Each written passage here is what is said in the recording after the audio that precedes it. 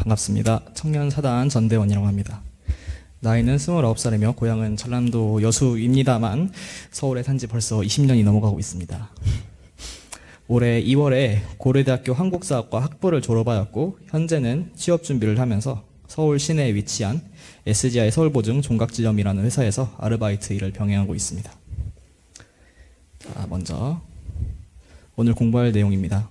지난 시간까지 총 2시간에 걸쳐 사막중 사리 연구에 대해 공부하였습니다. 이어서 이번 시간에 공부할 내용은 사막중 마지막인 작업취사입니다. 그럼 먼저 원문을 저와 함께 읽어보시겠습니다. 1. 작업취사의 요지. 작업이라 함은 무슨 일에나 안, 이, 비, 설, 신, 을 육근을 작용함을 이름이요. 취사라 함은 정의는 취하고 불의는 버림을 이름이니라. 2. 작업취사의 목적. 정신을 수양하여 수양력을 얻었고 사리를 연구하여 연구력을 얻었다 하더라도 실제 이를 작용하는 데 있어 실행을 하지 못하면 수양과 연구가 수포에 돌아갈 뿐이요 실효과를 얻기가 어렵나니 예를 들면 줄기와 가지와 꽃과 잎은 좋은 나무에 결실이 없는 것과 같다 할 것이니라. 대범, 우리 인류가 선이 좋은 줄은 알되 선을 행하지 못하며 악이 그른 줄은 알되 악을 끊지 못하여 평탄한 낙원을 버리고 험악한 고해로 들어간 까닭은 무엇인가? 그것은 일에 당하여 시비를 몰라서 실행이 없거나 설사 시비는 안다 할지라도 불같이 일어난 욕심을 제어하지 못하거나 철석같이 굳은 습관에 끌리거나 하여 악은 버리고 선은 취하는 실행이 없는 까닭이니 우리는 정이 얻은 기어이 취하고 불이 얻은 기어이 버리는 실행 공부를 하여 싫어하는 고해는 피하고 바라는 낙원을 맞아 오자는 것이니라. 3. 작업취사의 결과. 우리가 작업취사 공부를 오래오래 계속하면 모든 일을 응용할 때 정의는 용맹있게 취하고 불의는 용맹있게 버리는 실행의 힘을 얻어 결국 취사력을 얻을 것이니라. 자, 그러면 본문 해석을 해볼까요? 첫 번째, 작업취사의 요지입니다.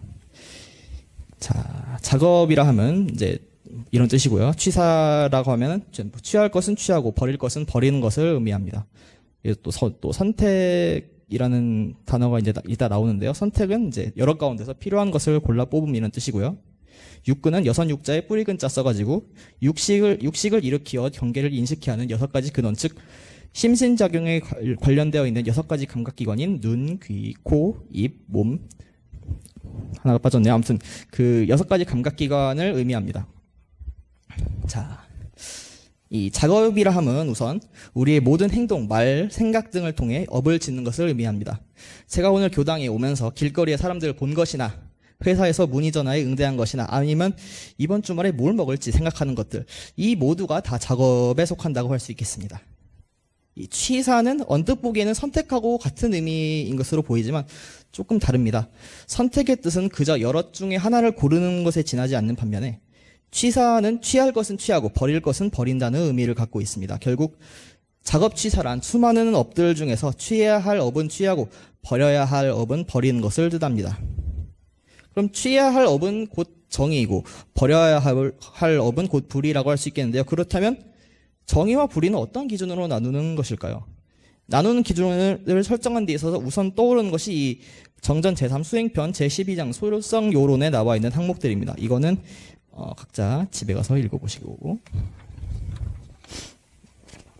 또한 바로 앞장인 제11장 계문편에 나와 있는 보통급, 특신급, 법마상전급 계문들도 참고해 볼 수 있겠습니다. 이건 뭐 사실 당연한 것이라고 할 수 있겠죠? 이것도 집에 가서 읽어보시고요. 이렇게 올바른 기준을 세워서 정의를 제대로 실현한다면 불의는 자연스럽게 힘을 쓰지 못하게 될 것입니다. 여기서 올바른 기준이라 하면 당연히 내 스스로가 정립해야 하는 것이겠죠. 또 이게 내 스스로가 정립한 기준이기 때문에 내 스스로가 떳떳해야 할 것입니다. 어떤 행동을 하고 난 뒤에 다른 사람한테 방금 제가 한 행동이 정의로운 것이었다고 생각하시나요? 라고 여쭤보시는 분 없으시겠죠? 물론 질문이 현실적인지 아닌지는 차치하고서라도 말이죠. 왜냐면은 물어보든 아니면 물어보지 않든 간에 내 안의 양심은 그걸 알고 있을 것이기 때문이죠. 그러니까 내 마음이 이끄는 곳으로 가기만 하면 되는 아주 쉬운 작업이라고 할 수 있겠습니다. 자, 그러면 두 번째, 작업취사의 목적입니다. 여기서 이제 어려운 단어라고 하면은 뭐 수포가 있을 수 있겠는데 수포 뭐 물수자 거품포자 해가지고 물거품 그러니까 뭐 헛된 일 헛수고를 비유할 때 쓰는 말 평소에 쓰는 말이죠. 이 부분을 통해서 우리가 사막에 있어서 작업치사가 왜 중요한지 그거를 엿볼 수가 있겠습니다. 또 열심히 정신수양을 하고 또 사리 연구를 해서 수양력과 연구력을 키워놨더라도 실제 우리의 생활에서 활용하지 않는다면 진가를 발휘하지 못한 것입니다. 마치 토요 법회 시간마다 만나는 상시훈련법 중에 교당 내용시 주의사항의 마지막 조항 반드시 실생활에 활용하기를 주의할 것이니라를 생각해 본다면 가슴속에 잘 와닿을 수 있겠죠. 또 이게 언젠가 교무님께서 설법하시면서 이게 참 기억이 안 나더라고요. 아직 공부가 부족해가지고 언젠가 교무님께서 설법하시면서 상시훈련법만 제대로 따른다면 성불재중 재생의세 그거를 향해서 갈 수 있다고 하셨던 기억이 떠오르기도 했습니다. 이러한 이유 때문에 우리는 정신수양과 사리 연구를 통해 얻은 것을 실생활에서 일어나는 작업취사를 통해 그 결실을 맺어야 할 것입니다. 자, 또 그 다음 구절인데요. 그래서 이제 대범이라 하면은 대범이란 말 참 많이 나오죠. 큰 대자 무릎범자 써가지고 대체로 헤아려 생각건대라는 뜻이고요. 험악 첫 번째 지세 기후 도로 따위가 험하고 나쁘다. 두 번째 인심 성질 태도 생김새 따위가 흉악하다. 고해라는 것은 이제 쓸고자 바다에 짜 써가지고 고통으로 가득한 인간 세상. 철석 뭐 그 바닷물 소리 아니고요. 매우 굳고 단단한 것을 비유적으로 이르는 말이라고 합니다. 자, 이렇게 사람들한테 참 좋은 작업치사. 사람들한테 참 좋은데 말이죠. 왜 자꾸 지키지 못하게 되는 것일까요? 첫째, 일에 당하여서 시비를 몰라 실행이 없는 경우입니다. 이 시비를 모른다는 것은 곧 연구력이 없다는 뜻입니다. 이는 가장 경계한 것이기도 한데요. 연구력이 없는 사람은 잘못된 행동을 하여서 누군가가 그 행동이 누군가가 그 행동이 잘못되었다고 지적한다고 해도 들을 생각을 하지 않습니다. 둘째는 시비는 안다고 하더라도 욕심으로 인해서 불의를 취한 경우입니다. 분하게 돈을 버는 것이 옳지 않음을 알면서도 자신만이 알고 있는 정보를 이용한 부동산 투기를 통해서 막대한 이득을 챙기고 싶은 것이 사람 마음입니다. 또 돈을 내고 지하철을 이용해야 된다는 것도 알면서도 화장실 잠깐 이용하는 척하고 그 옆에 그 호출벨 있죠? 그 호출벨 눌러서 공짜로 지하철을 타고 싶은 것도 이게 사람 마음입니다. 셋째는 철석같이 굳은 습관에 의해서 실행하지 못한 경우입니다. 저는 이제 혼자 밥을 먹을 때면 이제 유튜브를 자주 시청하는 편인데요. 근데 밥을 먹으면서 휴식을 취하고 사실 이제 내 입장에서는 휴식을 취하는 게 아니라고 또 교무님께서 그러셨죠. 아무튼 주의를 환기하기 위한 목적으로만 유튜브를 그냥 잠깐 보고 마는 것이 아니고 밥을 다 먹고 나서도 습관적으로 이 유튜브 알고리즘 참 신기해요. 습관적으로 알고리즘에 이끌려서 영상에 빠져드는 경우가 많습니다. 그러면서 항상 자기 합리화하죠. 어차피 오늘 시간은 많으니까 이럴 줄 알고 일부러 여유롭게 계획을 짜놨으니까 이렇게 자기 합리화를 합니다. 이거는 옳지 못하죠. 대종사님께서도 이를 내다보셨는지 본문에서 기어이라는 표현을 쓰셨습니다. 이게 참 무게가 있는 단어예요. 그래서 습관을 기어이 이겨내는 사람만이 제대로 실행하게 된다. 이런 말씀이라고 저는 생각했습니다.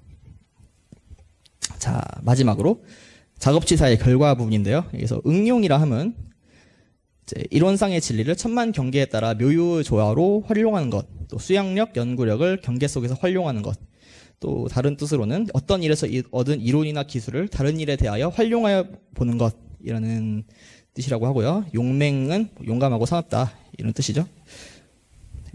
우리는 앞으로 살아가게 되면서 다양한 경계를 만나게 되고 또 지금 이 순간도 마찬가지입니다. 강연 언제 끝나지? 슬슬 차 소리도 시끄럽고 집중이 안 되네 라고 쓸 때는 이제 차 소리를 생각했었는데 큰 시끄러운 차 소리가 안 나네요. 아무튼 안 되네. 분명히 아까 밥을 먹었는데 벌써 배가 고프네. 끝나고 편의점에서 뭐라도 사갈까? 이게 인터넷으로 보니까 집중이 하나도 안 되네. 최소화해놓고 다른 것 좀 볼까? 이런 생각이, 그러니까 말하자면 수많은 경계들이 올바른 취사를 방해하고 있다고 할 수 있죠. 그렇지만 정신수양을 통해 얻은 수양력과 사리 연구를 통해 얻은 연구력을 활용해서 일상생활 속 작은 일부터 용감하게 정의를 취하는 일을 반복하면 조금씩 취사력을 얻어나갈 수 있을 것입니다. 이렇게 점차 취사력이 쌓이게 되면 천만 경계가 일어나더라도 흔들리지 않고 올바른 업을 취할 수 있게 됩니다. 이 모든 일을 응용함에 있어서 마치 구인 선지님들께서 죽음을 각오하셨듯이 용맹한 자세로 정의를 취하고 불의를 버릴 수 있어야겠습니다. 자, 강연을 마치며 대종경 제11장 요은품 14장에서는 이렇게 말씀하십니다. 이건 저 혼자 읽을게요. 요은품 14장 대종사 말씀하시기를 다른 사람을 바르고자 하거든 먼저 나를 바르고 다른 사람을 가르치고자 하거든 먼저 내가 배우고 다른 사람의 은혜를 받고자 하거든 먼저 내가 은혜를 베풀라. 그리하면 나의 구하는 바를 다 이룬 동시에 자타가 고루 화함을 얻으리라. 그러니까 다른 사람을 바르게 하고 싶다면 먼저 나를 바르게 하라고 하셨는데 이 정말 좋은 본문입니다. 강연을 준비하면서 내가 얼마나 강연자로서 작업 취사를 잘해오고 있었는지 되돌아보면서 참 부끄러울 때가 많았습니다. 남들이 바르게 작업 취사를 하지 않는다고 느끼면서도 정작 나 역시 남들에게 그런 모습으로 왕왕 비춰졌을 거라고 생각하니까 그렇게 생각이 들더라고요. 그래서 이번 강연은 큰 반성의 계기이자 다시 한번 마음을 다잡는 버팀목이 되었습니다. 이 강연을 할 수 있게 도와주시고 응원해주신 이 두 교무님과 또 특히 청년사단 교우님들을 비롯한 여러 모든 교우님들, 이제 강연 섭외에 힘써주신 우리 강혜재 교우님, 그리고 또 말고도 이 강연을 듣고 계신 모든 교도님들께 진심으로 감사하다는 말씀을 드리고 3대를 키워서 다 함께 성불의 길로 나아가 봅시다. 네, 이상 강연 마치겠습니다. 감사합니다.